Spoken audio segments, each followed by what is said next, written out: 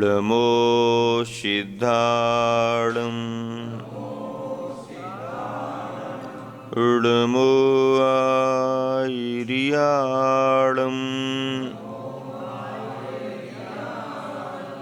नमो वज्रायाणं नमो लोये सौविसाकूडम्।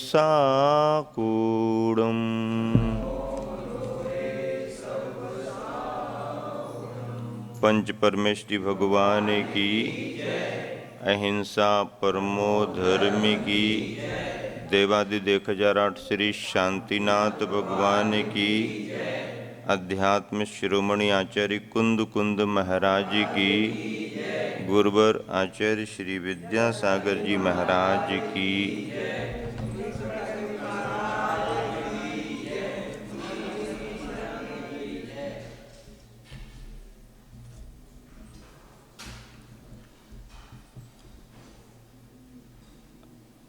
मुनियों की चर्या में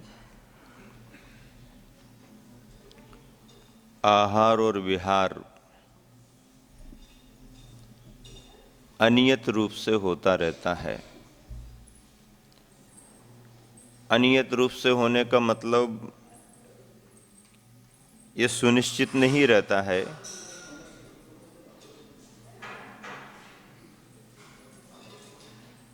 कि कब कहाँ किस रूप में संग का विहार हो जाएगा, और ऐसे ही विहार करते हुए आचार्य श्री जब चतुर्मासों के संदर्भों में मुक्तागिरी क्षेत्र पर विराजमान थे,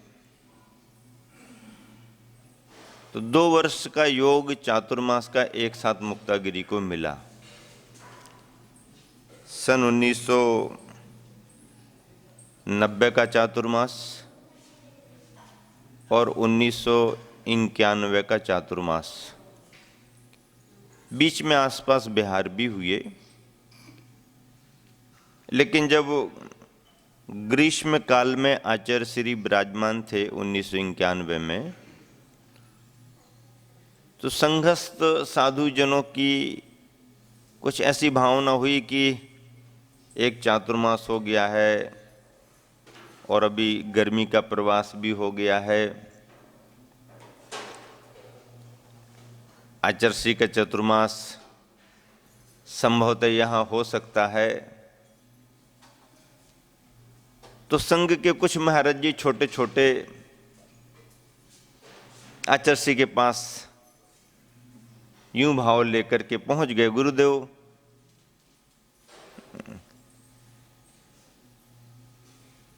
थोड़ा बहुत हम लोग आसपास विहार कर लें क्या, और फिर आपका जो भी आदेश होगा वैसा कर लेंगे। अभी यहाँ तो विराजमान है ही, आसपास के मंदिरों की वंदना भी कर लेंगे, ऐसा सहज रूप से। तो आचार्य जी कहते हैं हाँ हाँ देखते हैं, विचार करते हैं, वैसे समय तो है ही अब, लेकिन फिर भी विचार करते हैं, अभी निश्चित हमारा कुछ नहीं है, ऐसा आचार्य जी ने कह दिया हंसी हंसी में। और ऐसा बताते हैं महाराज जी वगैरह ब्रह्मचारी लोग कि आज तो ऐसा हंसी हंसी में आचार्य जी हाँ देखते अभी निश्चित नहीं है, विचार करते हैं, विहार करना है कि रुकना है, ऐसा करके। और अगले ही दिन सवेरे सवेरे आचार्य भक्ति के बाद में संकेत दे दिया, बोले चलो आज से स्वाध्याय प्रारंभ होना है। आचार्य से स्वाध्याय प्रारंभ होना, हाँ हाँ अभी समय है ना, स्वाध्याय प्रारंभ कर लेते हैं। और तुरंत ही ना कहीं कोई किसी को सोचने का मौका और ना कहीं कोई चर्चा, और स्वाध्याय प्रारंभ कर दिया। अब स्वाध्याय प्रारंभ हो गया तो निर्विकल्पता ही जाती है, चलो भाई स्वाध्याय शुरू हो गया है, आचार्य ने स्वाध्याय कराना शुरू कर दिया है। सब विचार शांत और स्वाध्याय प्रारंभ। 1991 का जो चतुर्मास आचर्षी का पुनः स्थापित हुआ मुक्तागिरी में आचर्षी उन 2 वर्षों में विशेष रूप से क्षेत्र के एक तरह से विकास के रूप में, मार्गदर्शन के रूप में वहाँ पर उस तरफ विराजमान रहे।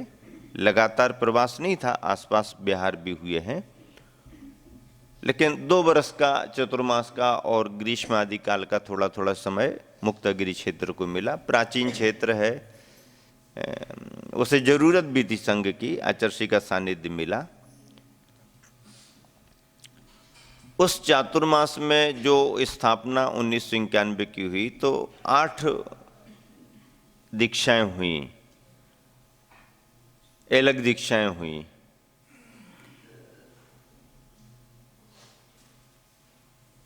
विनय सागर जी को आदि लेकर के सिद्धांत सागर जी आदि 8 अलग दीक्षाएं हुई। और बाकी नामों से आप ज़्यादा परिचित हो या ना हो, लेकिन सिद्धांत सागर जी से तो आप लोग परिचित हैं ही, क्योंकि उनका बागड़ भी आगमन हुआ है। और सिद्धांत सागर जी अपने आप में एक पहचान रखते हैं।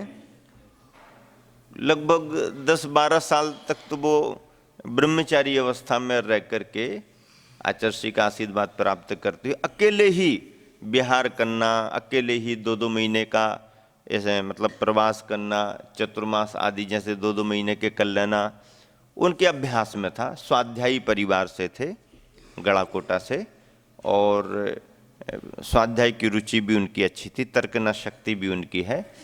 और ऐसा करके आचार्य के प्रति समर्पित भी और तर्कना के रूप में भी आचार्य का ज़्यादा लाभ लेते रहते थे। अभी भी उनका चतुर्मास इस वर्ष खनियादाना में हुआ है। तो सिद्धांत सागर जी की अपनी उस समय की गुरुवर के प्रति विशेषताएं रहीं, और खास करके वो एक संगठक के रूप में प्रारंभ से ही रहे हैं।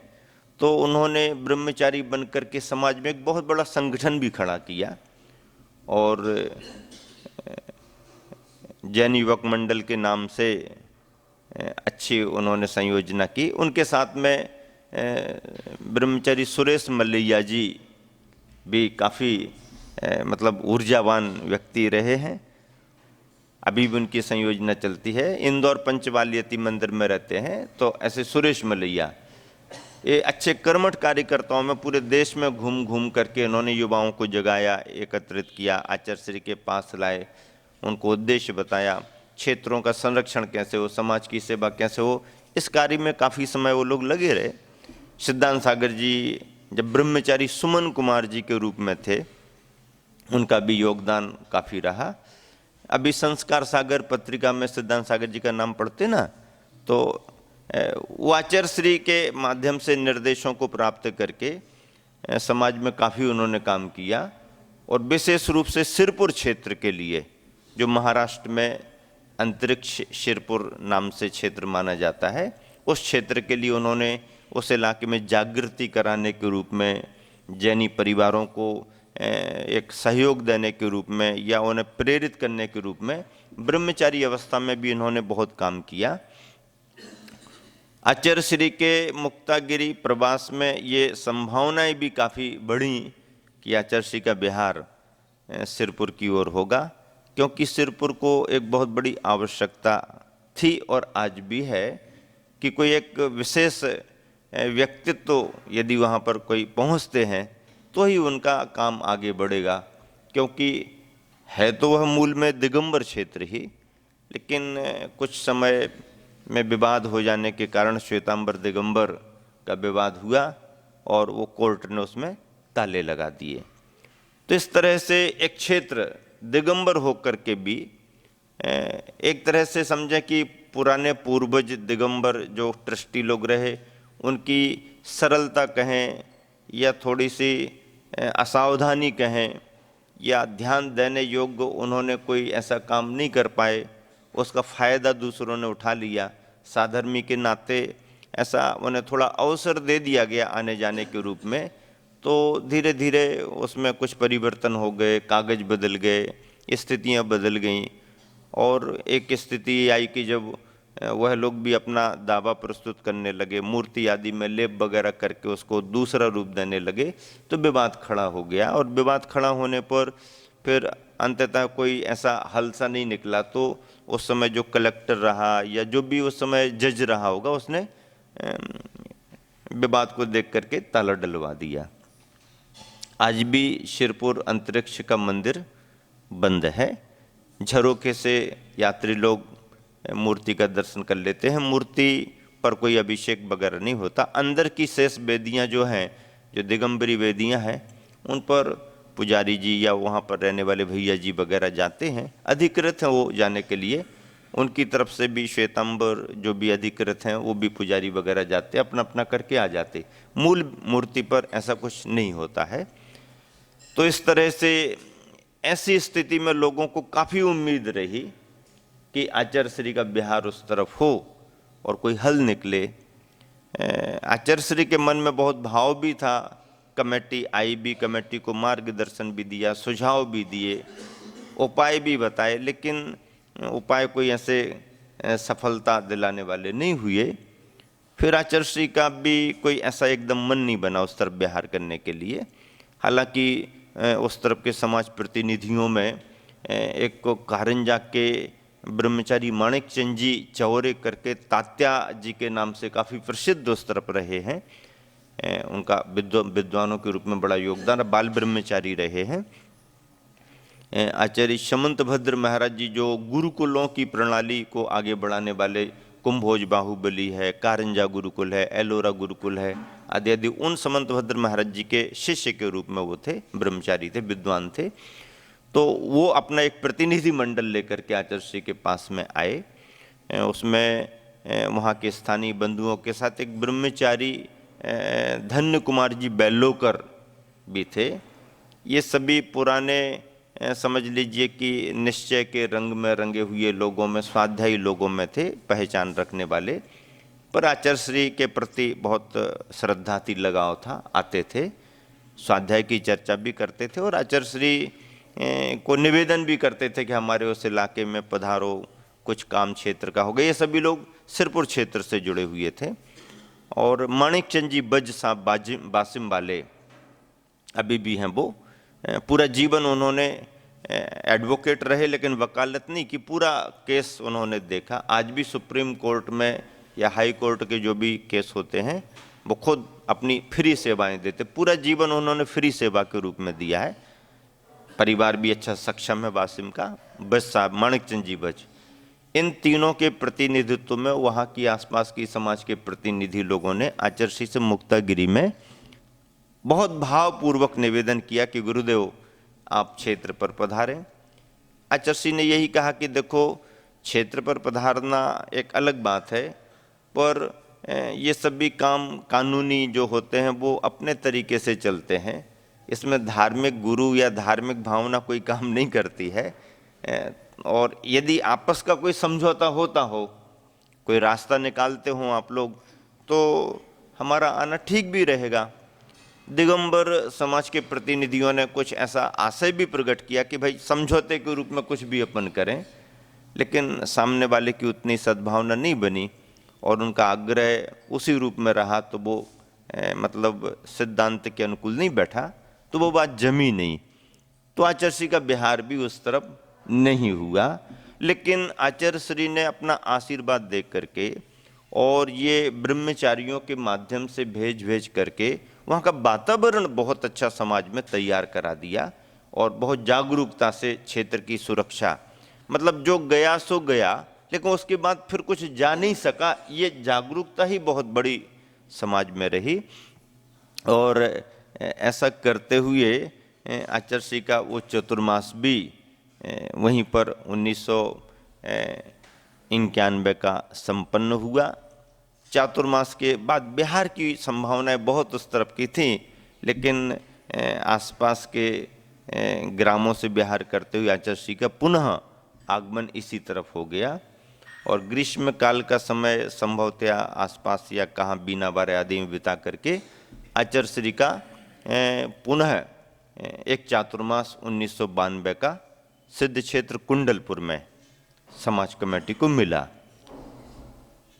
1989 का चातुर्मास तो कुंडलपुर हुआ ही था, 90-91 का मुक्तागिरी और 92-92 का चातुर्मास फिर आचार्य श्री का कुंडलपुर में संपन्न हुआ। चातुर्मास के तरीके से होते हैं, विशेष प्रभावनाएं, स्वाध्याय आदि होते हैं, कभी कभी कोई विशेष प्रसंग बन जाते हैं। ये चातुर्मास भी बड़ी धर्म प्रभावना के साथ संपन्न हुआ। चातुर्मास के बाद विहार होना था और आचार्य श्री एक निश्चित लक्ष्य को लेकर के जबलपुर मड़िया जी में जो एक नंदीश्वर मंदिर का निर्माण कार्य चल रहा था, उस नंदीश्वर मंदिर के पंच कल्याणक की रूपरेखा तैयार हो चुकी थी और उसे संपन्न कराने के लिए पुनः जबलपुर की ओर आचार्य श्री का विहार हुआ। मड़िया जी में आचार्य श्री शीतकाल के लिए विराजमान हुए। कमेटी ने तैयारियां शुरू की और निवेदन भी आचार्य श्री को किया और आचार्य श्री का आशीर्वाद भी मिला कि जो जो संघ जहाँ जहाँ भी हैं सभी संघों को जाके सूचना दो और पंच कल्याणक में सभी संघ सम्मिलित होंगे। ऐसा आचार्य श्री का संकेत, आशीर्वाद सभी संघों को गया। तो सभी संघों के विहार प्रारंभ हुए और सभी संघों का आगमन मड़िया जी में हो गया। उस वर्ष हम लोगों का 1992 का चातुर्मास क्षमा सागर जी में प्रमाण सागर जी, वात्सल्य सागर जी, उदार सागर जी, प्रसन्न सागर जी आदि आदि, तो ऐसे करके ये विदिशा में संपन्न हुआ था। इसके पहले का चातुर्मास हम लोगों का सतना में संपन्न हुआ था। सतना के बाद गोटेगांव प्रवास, कटनी प्रवास करते हुए विदिशा में हम लोगों का चातुर्मास संपन्न हुआ। गुरुवर आचार्य श्री ने विदिशा भी हम लोगों का चातुर्मास एक विशेष प्रयोजन से कराया था। शीतल धाम की रूपरेखा आगे बढ़नी थी, आचार्य श्री का मार्गदर्शन समाज को था। शीतलनाथ भगवान की 4 कल्याणक स्थली भद्दलपुर विदिशा के नाम से जानी जाती है। समाज बंधुओं के बहुत भाव थे।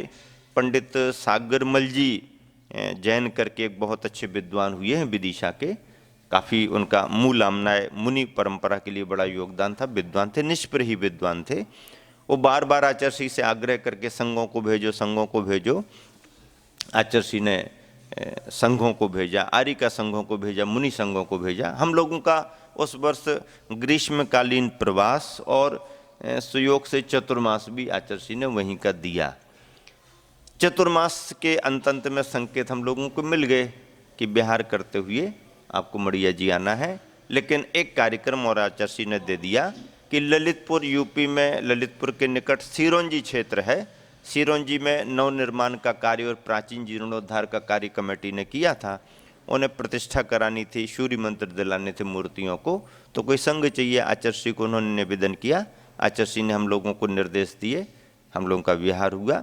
सिरोंजी का गजरत पंचकल्याण संपन्न करा के हम लोग आगे बढ़ रहे थे और उसी समय देश में एक तनावपूर्ण स्थिति बनती जा रही थी और वो लगभग जो नवंबर दिसंबर का महीना चल रहा था, बहुत तेज़ी के साथ राम मंदिर और बाबरी मस्जिद को लेकर के 1992 की बात है, नवंबर दिसंबर से बहुत गर्मा गर्मी देश में चल रही थी और बहुत सारे श्रद्धालु लोग, कार्यकर्ता लोग अयोध्या के लिए रवाना हो रहे थे और उस समय तनाव की स्थिति थी। लेकिन अपन को क्या, अपना तो कार्यक्रम करके अपन को निकलना।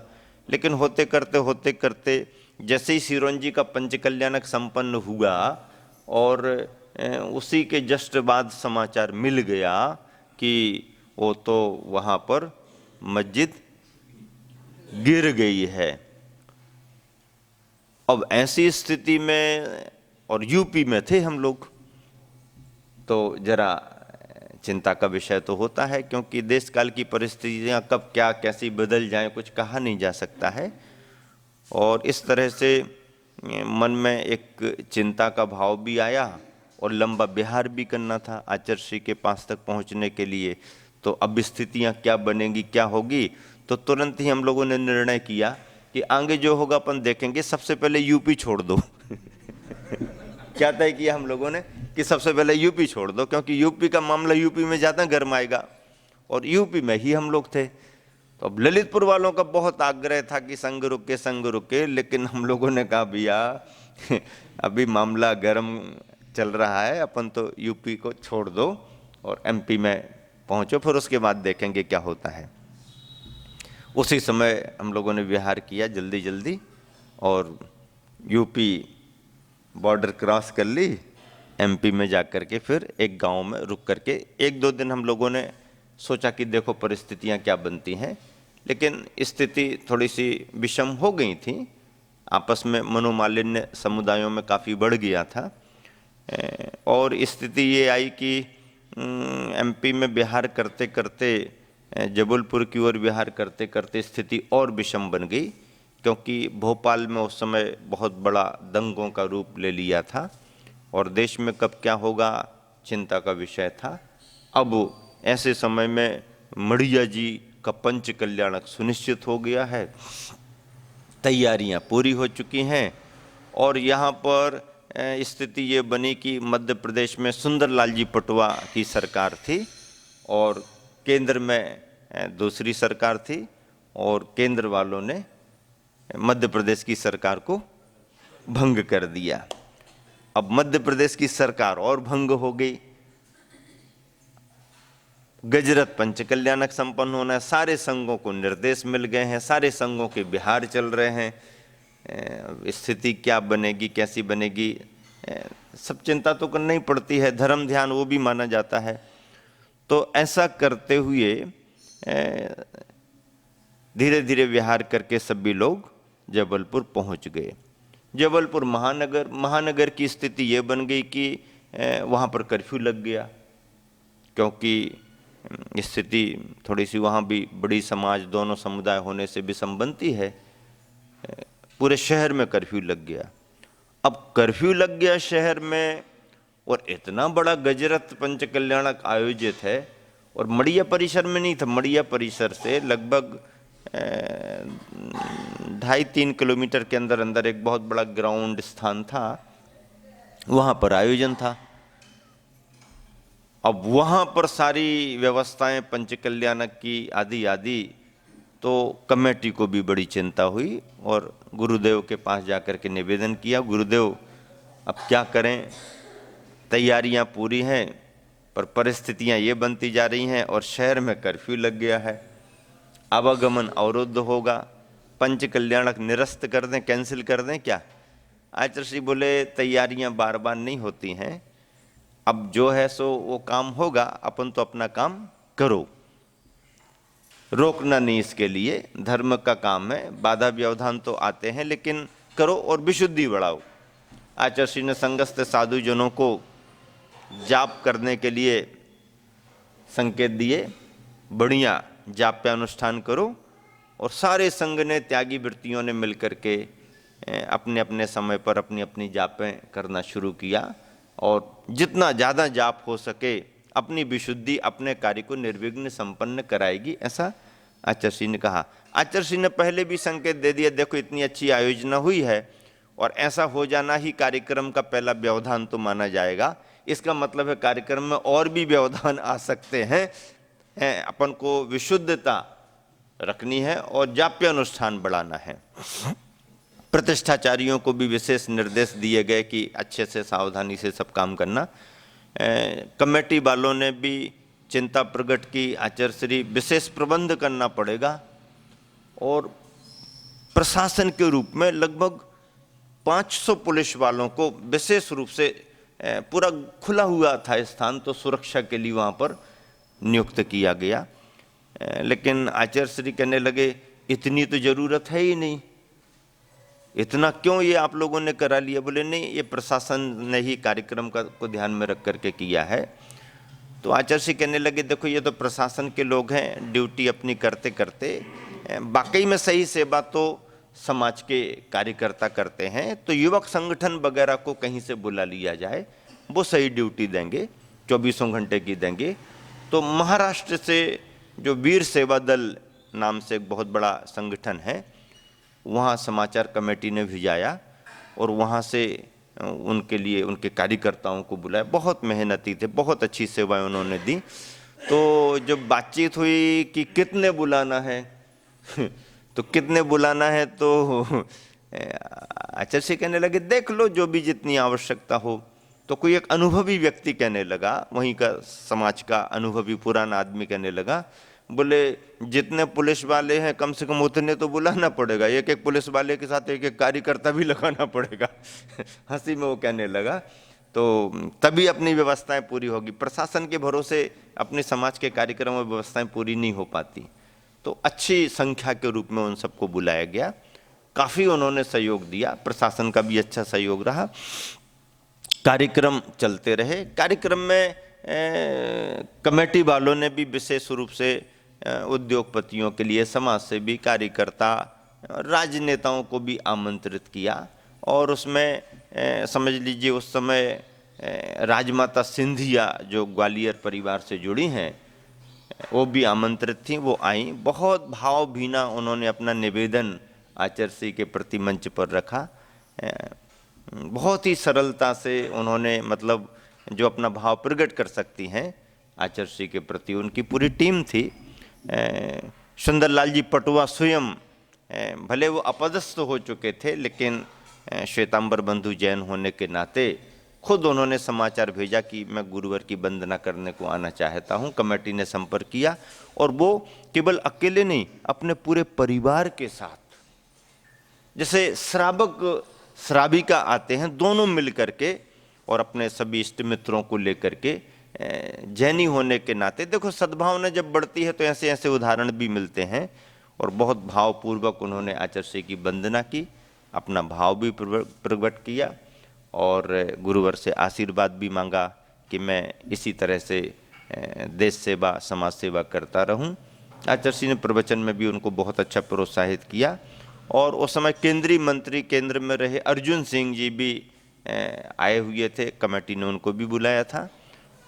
उन्होंने भी अपना भाव प्रकट किया, आचार्य श्री ने उन्हें भी मार्गदर्शन भी दिया।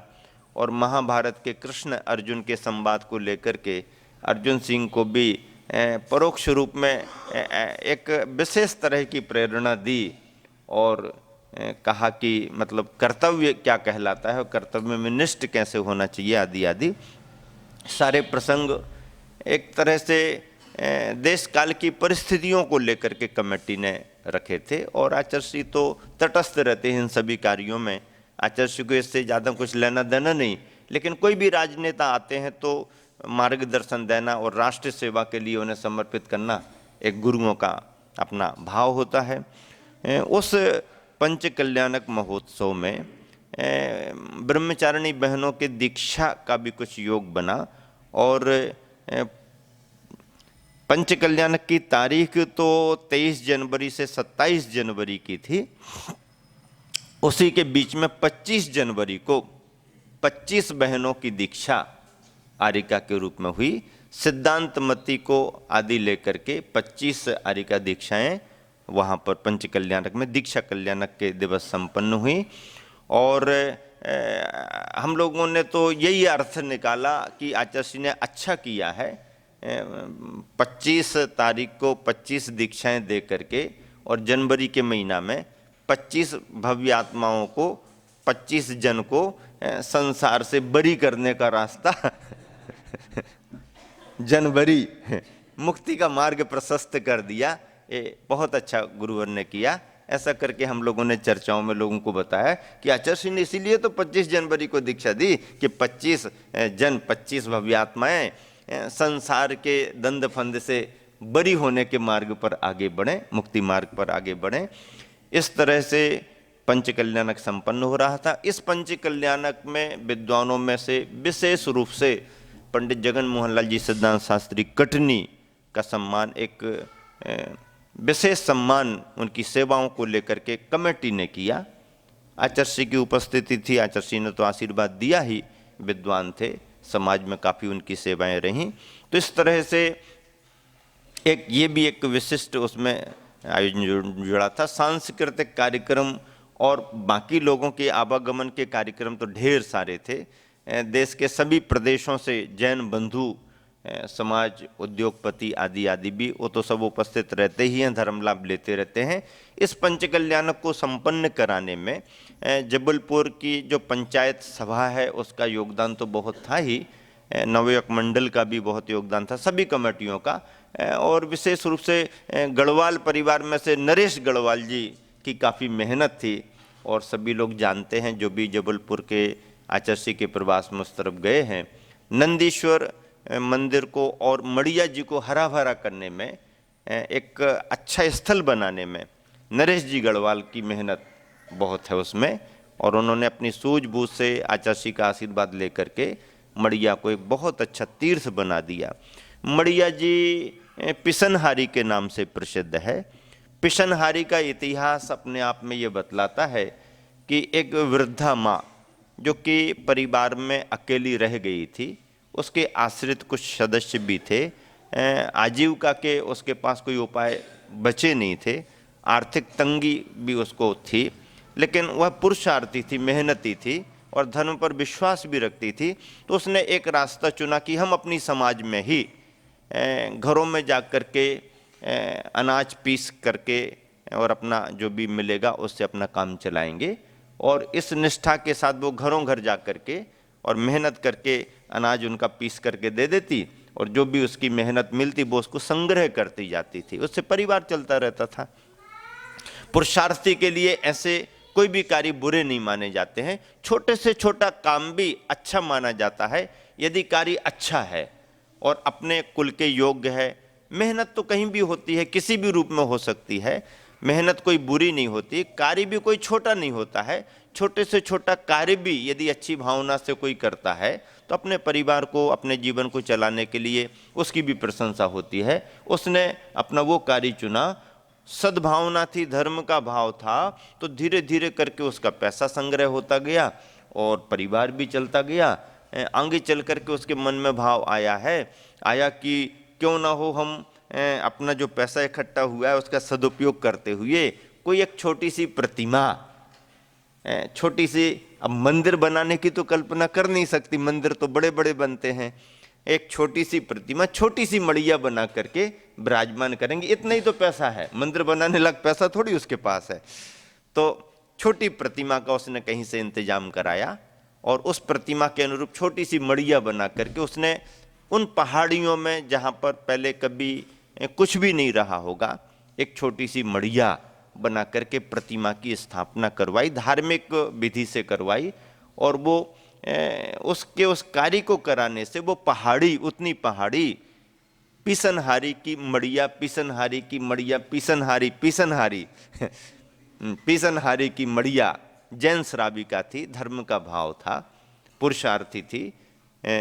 और उसने अपने द्रव्य का, देखो मेहनत का द्रव्य, पसीना बहाने का उसका पैसा कैसा लगा, वाकई में मेहनत सही होती है तो उससे अर्जित द्रव्य भी अच्छे कार्यों में लगता ही लगता है। उसकी मेहनत का पैसा मूर्ति विराजमान करने में, मड़िया बनाने में लगा। मंदिरों को देखें तो उसके सामने कुछ नहीं है, पर भावना को देखें तो मंदिरों से बड़ी भावना उसकी दिख रही है। इतनी सी प्रतिमा और छोटी सी मड़िया में बना करके उसने प्रतिष्ठा करवाई, बहुत बड़ी भावना थी। इसीलिए उस स्थान का नाम ही आज मड़िया मड़िया भले कह दे, लेकिन पिसनहारी की मड़िया के नाम से है। और उसकी स्मृति में मेन गेट पर, गेट के नीचे से जब निकलते हैं तो ऊपर एक बुढ़िया अपनी वो गट्टी लिए ऐसी बैठी है, वो उसके लिए एक बहुत बड़ी मतलब गौरव की बात रही।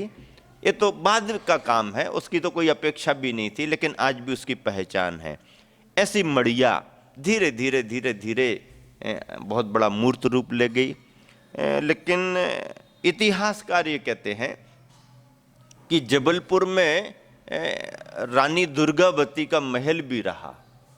रानी दुर्गावती हुई है, वैभवशाली रही है, गोंडवाना राज्य की रानी रही है और उसका प्रभाव भी था उस इलाके में, महाकौशल में। और उसने अपने बल से बहुत वैभव भी इकट्ठा किया, समाज को संरक्षण भी दिया। तो रानी दुर्गावती ने अपना महल बनवाया। अब रानी महल बनाए तो कितना बड़ा महल बनेगा, कितने वैभव का बनेगा, आप कल्पना कर सकते हैं। उसने अपना बनाया। पर इतिहासकार कहते हैं कि देखते ही देखते 100-200 बरस 300 बरस बाद में रानी दुर्गावती का वैभव का महल आज खंडहर में बदल गया है। थोड़े बहुत लोग घूमने फिरने को जाते हैं, इतिहासकार बता देते हैं ऐसा ऐसा, और खंडहर जैसा बना हुआ है। वैभव का महल खंडहर में बदल गया और पीसनहारी की मड़िया आज तीर्थ बनी हुई है, तीर्थ बन गई। वैभव का इतिहास लंबे समय तक नहीं चलता है, त्याग का, श्रम का इतिहास लंबे समय तक चलता है। हमारे जहां जहां भी जो भी तीर्थ बने हैं उन सब में श्रम का ही इतिहास है, दान का, त्याग का ही इतिहास है। और उसी दान त्याग के कारण आज हमारे सारे क्षेत्र के रूप में सुरक्षित हैं। ऐसी पीसनहारी की मड़िया आगे बढ़ते बढ़ते गुरुवर आचार्य श्री के चतुर्मास और प्रवासों में नंदीश्वर जैसे महान भव्यतम जिनालय का मूर्त रूप लेकर के पंच कल्याणक की बहुत बड़ी प्रभावना के साथ संपन्न हो रहा है कार्यक्रम। आज के समय जबलपुर में जैन जैनेतर बंधु कोई भी यदि जाते हैं तो पर्यटन के रूप में विभिन्न स्थानों के साथ साथ मड़िया जी में आकर के नंदीश्वर को देखने का भाव करते ही करते हैं। इस तरह से मड़िया क्षेत्र का विकास निरंतर होता रहा। पंच कल्याणक संपन्न होते होते आखिरी दिन फेरी का आया। सभी संघ का जाप्यानुष्ठान निरंतर चल रहा था। फेरी के दिन आसपास से काफ़ी भीड़ गजरत में होती है। शहर के लोगों का आना जाना भी बराबर बना रहा। कर्फ्यू तो लगा था, देश में तनाव तो था, संघ को भी चिंता थी, आचार्य श्री के भी मन में देश काल की परिस्थितियां को लेकर के सावधानी बहुत थी।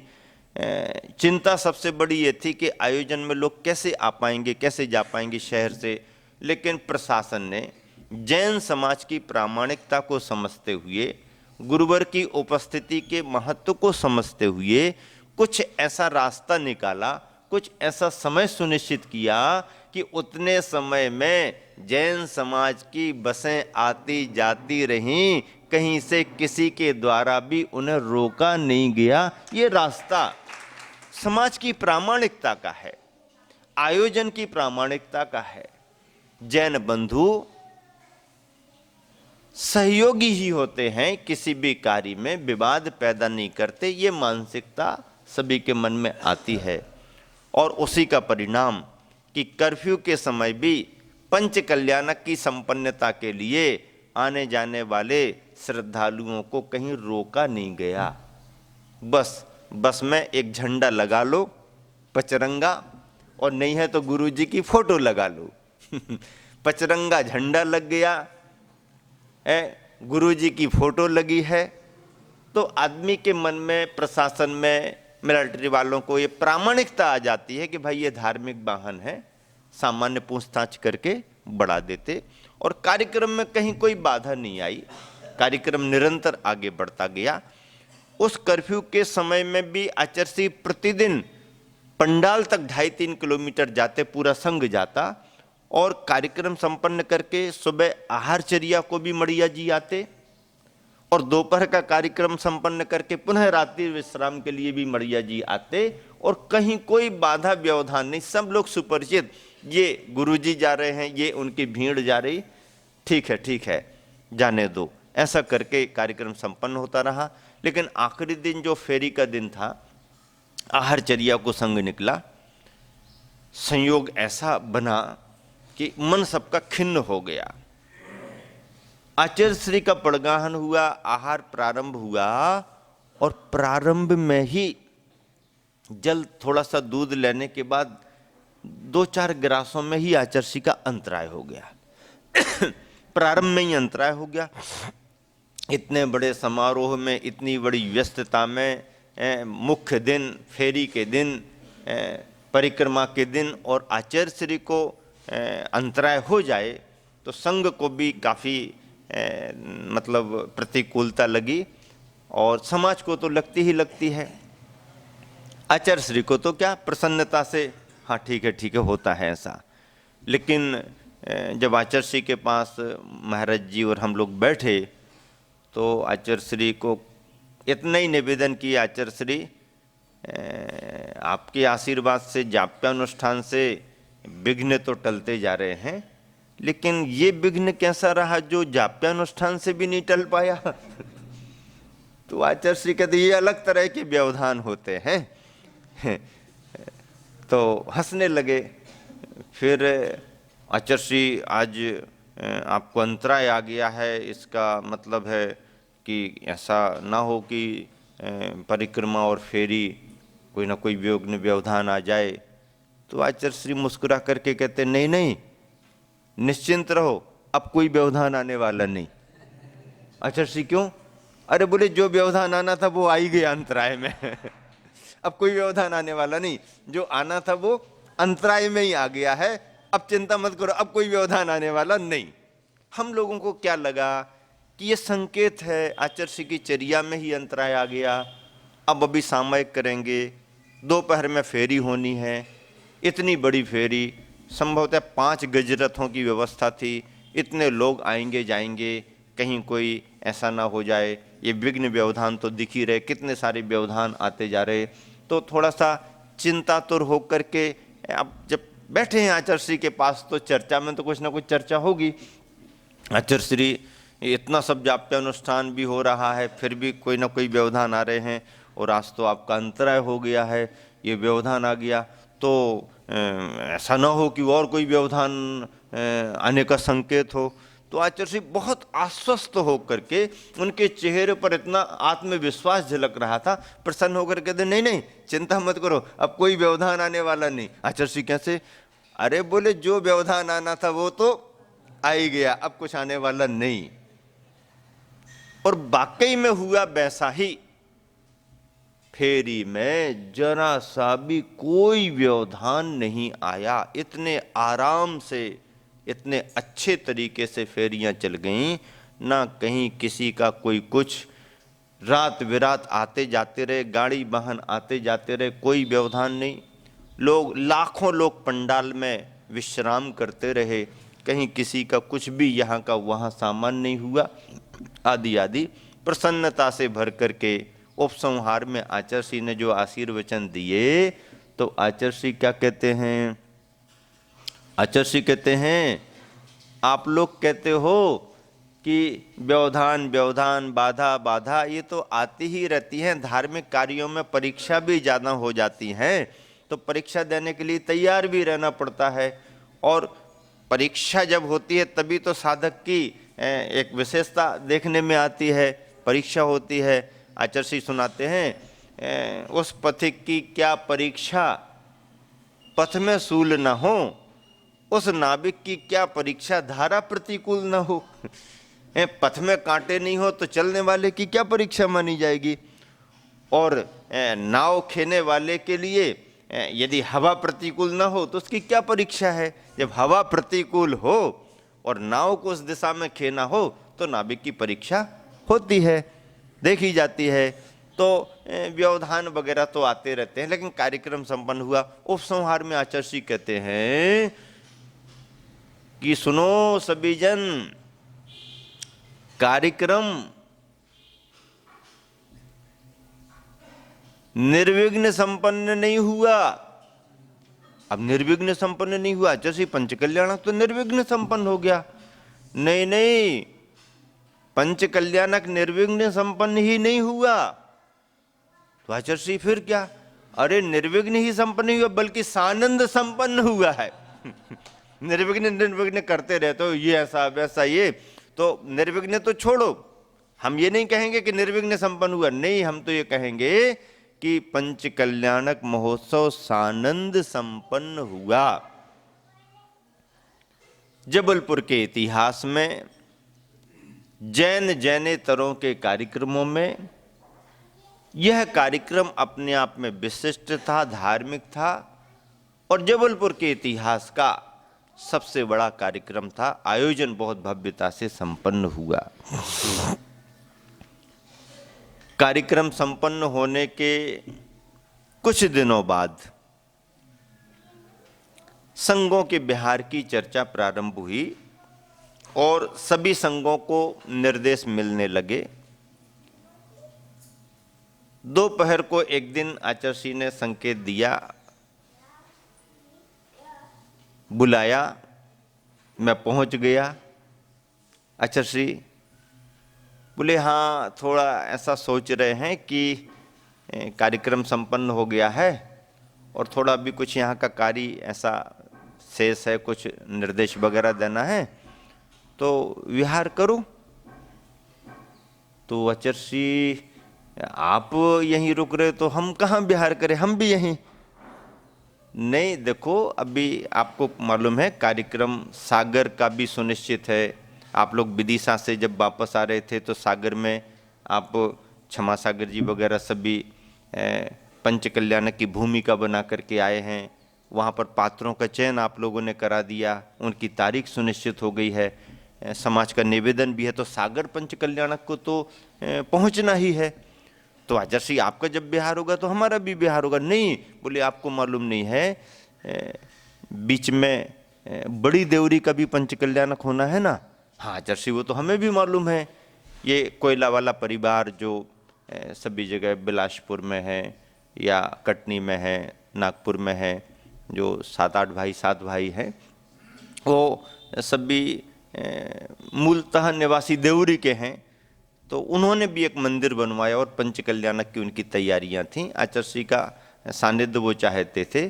तो आचार्य का भाव क्या झलका कि आप लोग, मैं प्रमाण सागर और निश्चय सागर जी को भी उन्होंने कहा कि आप तीनों जन विहार करो और देवरी का पंच कल्याणक संपन्न करा तो तुम लोग सागर पहुंचो और मैं यहाँ से अपना कार्य करके सीधा सागर, जबलपुर कटंगी आदि के रास्ते से मैं सीधा सागर ऐसा सोच रहा हूँ और आप लोग देवरी का करा के सागर आ जाना। अब देवरी वाले आचार्य के पीछे लगे और हमको कौन पूछेगा तो अपन ने सोचा आचार्य निवेदन उन लोगों का आपके लिए है और पंच कल्याण जैसे समारोह में आपके द्वारा आपकी उपस्थिति महत्वपूर्ण होती है।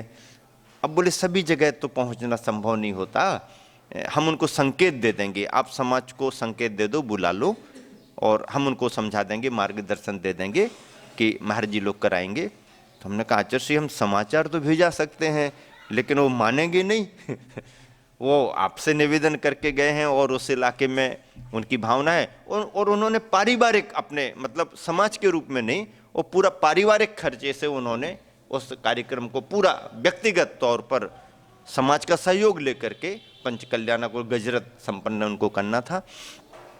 ऐसा करके आचार्य का सूचना दो, सूचना उनको मिली, वो आ गए। आचार्य ने उनको समझा दिया। फिर एक दिन आचार्य ने संकेत दिया कि ठीक है तुम लोग बिहार करो। उन्होंने तो निवेदन किया कि आचार्य नहीं, महाराज जी का तो बिहार आप करा रहे हैं और महाराज जी पहुँचेंगे लेकिन आपका सानिध्य चाहिए है और देख लें आप, ऐसा निवेदन करके वो लोग भी चले गए। आचार्य ने एक दिन दोपहर को हम लोगों का बिहार कराया, संकेत दिया कि तुम लोग बिहार करो, हम देखेंगे, अभी तो हमारा मानस नहीं है लेकिन देखेंगे। ऐसा करके बिहार करा दिया। अब जैसे ही हम लोगों का बिहार हुआ तो शाम को सहजपुर पहुँचे, रात्रि विश्राम सहजपुर में किया और अगले दिन सहपुरा पहुँचे।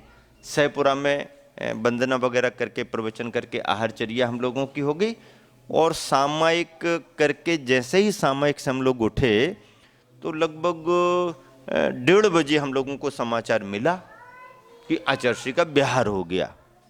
आचार्य का बिहार हो गया। कल तक तो आचार्य कह रहे थे अभी हमारा सुनिश्चित नहीं है और कुछ कार्य वगैरह है, लेकिन आज कैसे हो गया बिहार, पक्का बिहार हो गया। हाँ समाचार आया बिहार हो गया, मड़िया जी से बिहार हो गया है। अब किस तरफ बिहार हो रहा पता लगाओ। अभी पता नहीं लग रहा, अभी निकले हुए हैं, अभी निकल रहे, अभी मेडिकल के यहाँ तक आए हुए हैं, पता लगाओ कहाँ किस तरफ। अब हम लोग भी असमंजस में पड़ गए। ये अंदाज था कि 2-4 दिन आचार्य रुकेंगे, लेकिन आचार्य का अगले ही दिन बिहार हो गया। किस तरफ जा रहे होंगे, धीरे धीरे मालूम चला नहीं ये रास्ता तो यही वाला पकड़ा हुआ है। अरे इस तरफ रास्ता पकड़ा, हम लोगों का कल विहार कराया, आचार्य इस तरफ आ रहे, क्या बात है, कहाँ को जा रहे होंगे, नरसिंहपुर जा रहे, कहाँ को जा रहे, क्या जा रहे, और धीरे धीरे सहजपुर की ओर आ रहे, सहजपुर से पाटन की तरफ जा सकते हैं, ऐसा सोच करके अब हलचल मच गई, लोगों का आना जाना शुरू। और देखते देखते ये समाचार मिला कि आचार्य सहपुरा आ रहे, सहपुरा आ रहे, अरे सहपुरा आ रहे, कल हम लोगों का विहार कराया, आज सहपुरा आ रहे, क्या बात है। शाम को आचार्य का आगमन हो गया, वंदना कर ली, मंदिर में प्रवेश हो गया। समय मिलने पर आचार्य आपको विहार किस तरफ हो रहा है, अभी कोई निश्चित नहीं है, कोई निश्चित नहीं, अरे निश्चित नहीं। भक्ति हो गई, शाम को आचार्य की वैयावृत्ति कर रहे, आचार्य आपका विहार किस तरफ होना है, अरे अभी रात तो निकलने दो, नहीं नहीं आचार्य हम लोगों को देवरी की तरफ विहार करना है, और फिर आपका भी देवरी तरफ विहार हो तो बहुत अच्छी बात है, नहीं नहीं अभी देखेंगे देखेंगे, ऐसा करके शाम रात निकल गई, सुबह वंदना कर ली आचार्य ने, आहार भी हो गया। आचार्य आपका यहाँ पर प्रवास हो, ऐसी समाज की भावना है, नहीं नहीं निश्चित नहीं, बिहार तो होना है। अब बिहार होना है, हम लोगों को निर्देश अलग हैं, आचार्य का कुछ निश्चित नहीं, आचार्य बता ही नहीं रहे किस तरफ जाना। अब हम लोग संशय में, ऐसा ना हो कि सामान सब इकट्ठा हो जाए और यहाँ का सामान यहाँ चला जाए, फिर कौन यहाँ वहाँ किस तरफ जाएंगे। आचार्य सामयिक के पहले पूछा, आचार्य आपका बिहार, बोले आपने कौन सा रास्ता चुना है तो हम लोगों ने कहा आचार्य हम लोग तो सहपुरा से बेलखेड़ा होकर के और ऐसा करके तारादेई होकर के ऐसा सोच रहे हैं बड़ी देवरी जाने का, यही रास्ता निकला है शॉर्टकट जंगल वाला। तो आचार्य कहते हैं देख लिया, पक्का पता कर लिया। तो हमने कहा आचार्य पता तो कर लिया है, देखा हुआ तो नहीं है पर पता कर लिया है। तो बोले ठीक है, फिर सामयिक के बाद बताएंगे। अब अभी भी सामयिक के बाद बताएंगे अब श्रावक भी, आचार्य का बिहार होना तो किस तरफ होना, क्या होना है, ऐसा में सामंजस्य। सामयिक के बाद आचार्य उठे, हम लोग पहले से पहुंच गए। आचार्य किस तरफ, बोले हाँ जो रास्ता देखा है उसी से चलते हैं, और उसी रास्ते से विहार हो गया। अब हम लोग आश्वस्त हो गए कि आचार्य भी बड़ी देवरी के लिए ही विहार कर रहे हैं। बड़ी देवरी में पहुंच करके आचार्य ने बहुत अच्छे से पंचकल्याण संपन्न कराया। समाज को और परिवार को, कोयला परिवार को तो खुशी इसलिए हो गई कि उनको तो ये लग रहा था कि अब आचार्य आएंगे नहीं तो महाराज जियों से ही संपन्न कराना होगा, लेकिन ये आचार्य की बड़ी कृपा हो गई। एक तरह से बिहार कराने के बाद भी महाराजों की आचार्य का बिहार हो गया, बहुत बड़ी कृपा हो गई। ऐसा करके देवरी पंचकल्याण संपन्न कराया। तत्पश्चात सागर के लिए बिहार किया। सागर में एक बहुत अच्छा कार्यक्रम संपन्न हुआ। कार्यक्रम में उपसंहार में बड़ा व्यवधान भी आया, लेकिन वो कार्यक्रम भी इस रूप में पंचकल्याण संपन्न कराया। आचार्य का एक बहुत दूरदर्शी सोच अभी इस समय चल रहा है और पहले भी था। आचार्य किसी शहर में कोई बड़ा कार्यक्रम संपन्न कराते हैं और समाज सक्षम होती है तो लगभग ऐसा मार्गदर्शन भी देते हैं कि देखो तुम्हारी समाज बड़ी है, बड़ा कार्यक्रम संपन्न हो गया, जो भी तुम्हारे खर्चे पर्चे हों सब निकाल लेना, और यदि कुछ बचता है, दान दातारों के द्वारा दिया गया द्रव्य कुछ बचता है तो किसी अच्छे प्रयोजन में, जिन क्षेत्रों में आमदनी कम है, मंदिरों का उद्धार नहीं हो पा रहा है, आवक जावक कम होती है, ऐसे किसी क्षेत्र में लगा दो, कहीं कोई अच्छे प्रयोजन में लगा दो, तो समाज की प्रभावना भी बढ़ जाती है संघों के पहुंचने पर, और उनके आवश्यक कार्य जितने होते हैं वो सब निकाल लो, कुछ और बचत भी करना है वो भी रख लो, लेकिन शेष अतिरिक्त, क्योंकि संघ के निमित्त से अतिरिक्त दान आता है।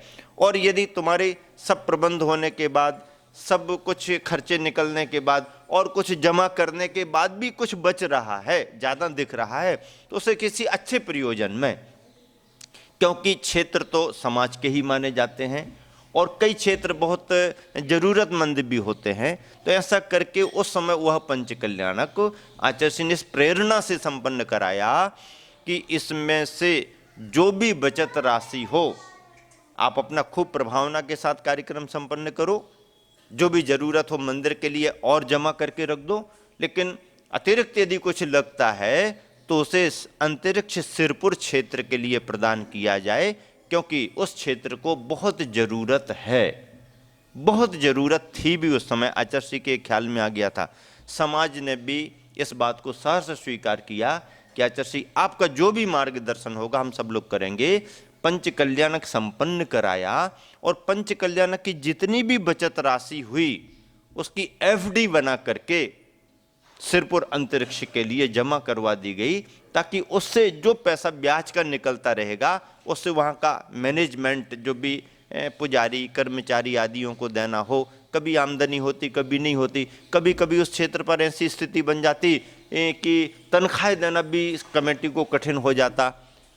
तो ऐसा प्रबंध करा के और अच्छे से एक बहुत अच्छा फंड करके जमा कर दिया। मूल राशि सुरक्षित रहेगी, उससे जो भी निकलता रहेगा वो वहाँ के प्रबंध में लगता रहेगा। निर्माण कार्य के लिए वो राशि नहीं लगेगी, ऐसा निश्चित कर दिया। और बहुत अच्छे तरीके से और एक प्रेरणा और आचार्य ने दी कि अंतरिक्ष शिरपुर में एक भवन बनाया जाए, क्योंकि यात्रियों को निवास स्थान नहीं था, इसलिए रुकते भी नहीं थे और जगह भी ऐसी मिलती नहीं थी। तो जगह निकाल करके 3 खंड की एक बहुत बड़ी बिल्डिंग बनाने का नक्शा तैयार हुआ और निकलंक निकेतन के नाम पर उस संस्थान को तैयार किया गया। और उसको तैयार करने में आचार्य का आशीर्वाद तो था ही, वहाँ बहुत बड़ी आवश्यकता थी क्षेत्र पर, क्योंकि 2 समुदायों के बीच में यदि कोई असुविधा आ जाती है तो अपन को अपनी सुविधा भी बनाना पड़ती है। और निकलंक निकेतन की बिल्डिंग तैयार हुई। समाज में लोगों ने बहुत दान दिया, सहयोग बहुत सब जगह से मिला और इस कार्य को मूर्त रूप देने में समझ लीजिए मेहनत करके घूम फिर करके काम करने में महाराष्ट्र के युवा कार्यकर्ता तो बहुत थे। सुरेश मल्लिया जी ने भी बहुत घूम घूम करके इस काम को आगे बढ़ाया। और आचार्य के आशीर्वाद से एक महेंद्र शोधिया करके जबलपुर के हैं, जो अपने संस्कार शिविर में यहाँ पर आए हुए थे, वर्णी कॉलोनी सागर के हैं महेंद्र शोधिया, पूरा अपने हाथ से भोजन पानी बना करके डेरा डाल करके 2-2 3-3 महीने वहीं रह करके अपना भोजन बनाना करना और निर्माण कार्य देखना। गंज बासोदा के भी सुरेश भंडारी करके और भी समाज बंधु पूरा डेरा डाल करके दिन रात 24 घंटे एक करके वहाँ पर रहे। और ऐसे अनेक समर्पित कार्यकर्ताओं ने आचार्य का आशीर्वाद लेकर के उस बहुत बड़े भवन को तैयार किया, निकलंक निकेतन के नाम से बना। और उस भवन का उद्घाटन करा के आज यात्रियों को बहुत बड़ी सुविधा हो गई, एक बहुत बड़ा स्थान उस क्षेत्र पर बन गया। और आचार्य ने अपना आशीर्वाद दे करके क्षेत्र की सुरक्षा के लिए, प्रबंध के लिए ब्रह्मचारी अजय भैया जी जो आपके सामने बैठे हुए हैं, अपने यहाँ पर आए हैं, इनको 1998 में भेजा, सन 1998 में भेजा। और 1998 से आज 2018 का सन चल रहा है, बराबर इनकी सेवाएं निस्वार्थ भाव से क्षेत्र के लिए मिल रही हैं। और इन्होंने बहुत अच्छी पहचान क्षेत्र पर बनाई है, बड़ा समर्पण क्षेत्र के प्रति इनका रहा है। और बीच बीच में विभिन्न स्थानों पर विधि विधान कराने को भी चले जाते हैं। कमेटी पूरा इनको स्वतंत्रता भी दिए हुए है कि कहीं कोई आपको पूजा पाठ विधान कराने जाना है, समाज कहीं आपका लाभ लेना चाहती तो आप जाएं, लेकिन लौट करके फिर हमारे सिरपुर में आकर के प्रवास करें। आचार्य का भी आशीर्वाद रहता है, धर्म ध्यान करते हैं, कराते हैं। इस तरह से इतने लंबे प्रवास तक क्षेत्र को अपना सहयोग देना एक बहुत बड़ी बात होती है। हम लोगों ने महाराष्ट्र में बिहार किया, वहाँ जाकर के सभी क्षेत्रों को देखा। सिरपुर अंतरिक्ष पारसनाथ में भी हम लोग रहे, विधान भी संपन्न कराया, रथोत्सव भी बहुत बड़ा कराया, आदि आदि, वो समय पर कभी संदर्भ आएगा। लेकिन इस तरह से आचार्य की दूरदर्शिता पहले भी थी, आज भी है कि कहीं बहुत बड़ा समारोह समाज में संपन्न होता है तो समाज को जो आवश्यकता है पूरी करे, समाज को गौर नहीं करते हैं और जहाँ जितना आवश्यक उतना रखें। लेकिन उसके बाद यदि बहुत आता है और दान देते हैं लोग तो उसका उपयोग भी किया जाए, क्योंकि बहुत बड़ा सब एक ही जगह संग्रहित करके रख लिया जाए तो उस द्रव्य का कुछ उपयोग नहीं होता। समाज रहती है तो निरंतर दान पुण्य होता रहता है। क्षेत्रों के लिए असुविधाएं बहुत होती हैं, हालांकि अब क्षेत्रों पर भी आवागमन बढ़ गया है, आवक बढ़ गई है। सिरपुर अंतरिक्ष पारसनाथ में भी आमदनी बहुत बढ़ गई। भैया जी के रहने से और भी बहुत दानदाता प्रेरित होते हैं, समझाने से परिवर्तन आता है, महत्व समझते हैं और क्षेत्र आज बहुत अच्छे से सुरक्षित है और बहुत अच्छी गतिविधियां वहाँ पर चल रही हैं। आचार्य का आशीर्वाद भी निरंतर बना रहता है। सागर पंच कल्याणक सानंद संपन्न हुआ, लेकिन आखिरी दिन एक बहुत बड़ी मुसीबत, संकट जैसी स्थिति बन पड़ी। सन 1993 की ये बात थी, फरवरी का महीना था और सागर का पंच कल्याणक जो फरवरी के महीने में हुआ वह समझ लीजिए कि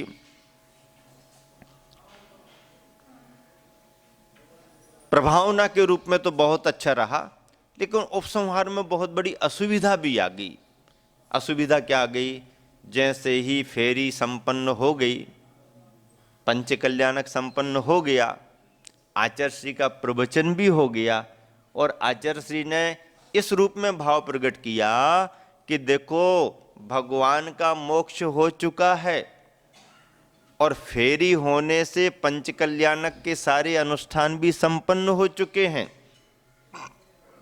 अब हमारा भी यहां से बिहार होगा, आप लोग भी अपनी अपनी तैयारी जल्दी कर लो।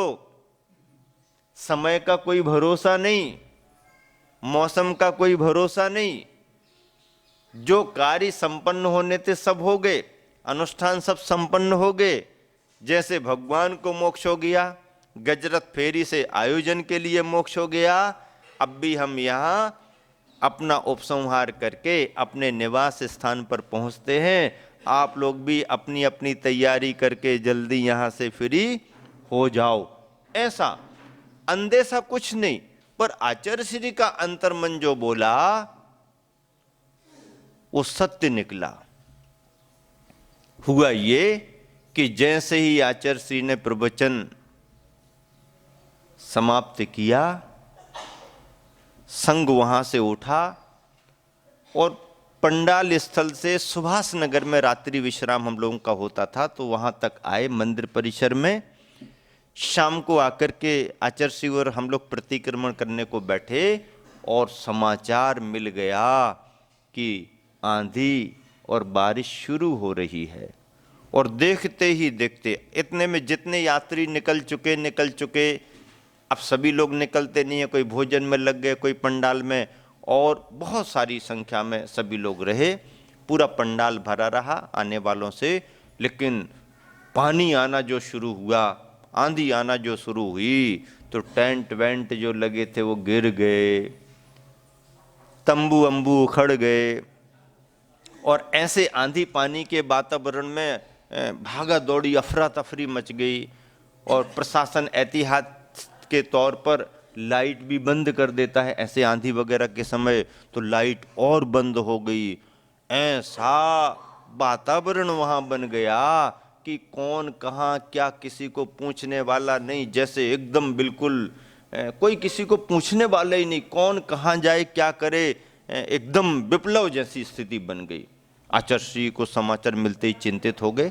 कार्यकर्ता बहुत पुनः वापस गए, जो इंतजाम बाहर से कर सकते थे वो किए, लेकिन एक बहुत बड़ी परेशानी उपसंहार में उपस्थित जन समुदाय, संघ तो बराबर समय पर आ गया, त्यागी वृत्ति सब अपनी यथा स्थान पहुंच गए, लेकिन यात्रीगण जो भी लाभ लेने के लिए रुके थे, लाखों आदमी उस समय रुके थे, बड़ी परेशानी में फंस गए और देर रात तक ये परेशानी बनी रही। रात भर लोगों का आना जाना और परेशान होना जारी रहा।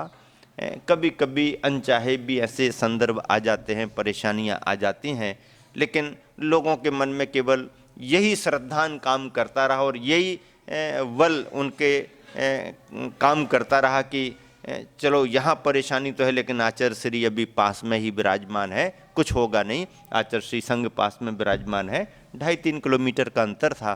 तो इस तरह से ये पंच कल्याणक भी जहाँ धर्म प्रभावना के रूप में याद किया जाता है, तो संहार में ग्रस्तों को हुई परेशानी के रूप में भी बहुत याद किया जाता है। जब कभी भी चर्चा होती है तो हम लोग यही कहते हैं कि पंच कल्याणक गजरथ का प्रयोजन अंतरिक्ष सिरपुर पारसनाथ का था, तो सिरपुर पारसनाथ के लिए तो बहुत बड़ी प्रभावना हुई, सहयोग किया, लेकिन पारसनाथ भगवान का होने से परेशानी छूटने वाली नहीं है। मतलब उनके लिए भी कोई काम करें तो भी पारसनाथ भगवान के काम में आज भी परेशानी मौजूद है ही। ऐसा क्यों होता है, ऐसा पूछने पर यही समाधान देते हैं कि भैया पारसनाथ भगवान को तो मोक्ष हो गया सो हो गया, लेकिन पारसनाथ को परेशान करने वाला कमठ तो अभी संसार में बना हुआ है। ऐसे कमठ को जब तक मोक्ष नहीं होता है तब तक पारसनाथ भगवान की परेशानी भले दूर हो गई, पारसनाथ भगवान के क्षेत्रों की परेशानी दूर होने वाली नहीं।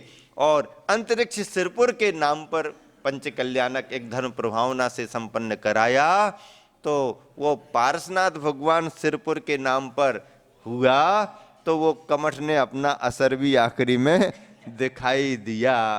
लोगों ने बहुत साहस करके उस उपसर्ग की घड़ी को, संकट की घड़ी को टाला।